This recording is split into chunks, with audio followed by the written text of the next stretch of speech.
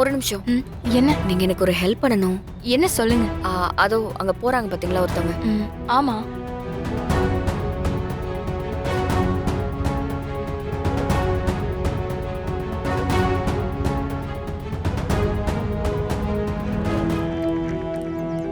Aunty, aunty ஒரு நிமிஷம் நில்லுங்க.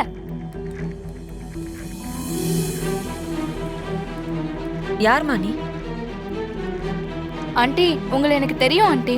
ஆனா நீங்க என்ன மறந்துருப்பீங்க. அடையாளம் தெரியலையே. ஆண்டி, நான் விஜயோட ஃப்ரெண்டு. வீட்டுக்கு ஒரு டைம் வந்திருக்கனே.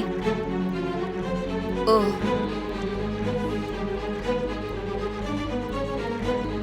ஆண்டி, விஜய் கோர்ட்ல இருந்து நேரா என் வீட்டுக்கு தான் வரேன்னு சொன்னா. அதுக்கப்புறம் அவ எந்த கான்டாக்டும் பண்ணல. விஜய் எங்க ஆண்டி போனா? என்கிட்ட பணம் வேற கொடுத்து வச்சிருக்கா ஆண்டி. அதை கொடுக்கலான்னு அவளை தேடுறேன், ஆளே காணோம். போன் பண்ணாலும் சுவிட்ச் ஆஃப் பண்ணி வச்சிருக்கா. எங்க இருக்கா ஆண்டி?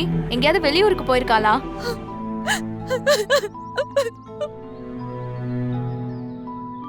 ஐயோ ஆண்டி, நான் ஏதாவது தப்பா கேட்டுட்டேனா? ஏன் இப்படி அழறீங்க?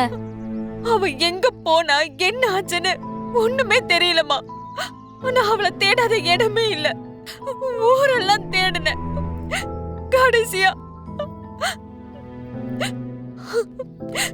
செத்து போன அவளோட பாடியை தான் பார்க்க முடிஞ்சிச்சு.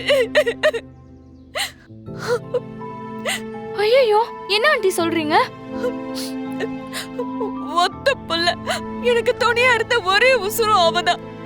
அவ என்னை விட்டு போயிட்டாமா. இப்ப யாருமே இல்லாம நாதியத்தை நிக்கிறேன் நானு. என்னால நம்பவே முடியல.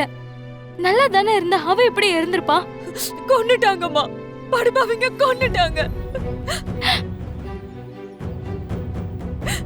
திட்டம் போட்டு என் புள்ளைய கொன்னுட்டாங்களே.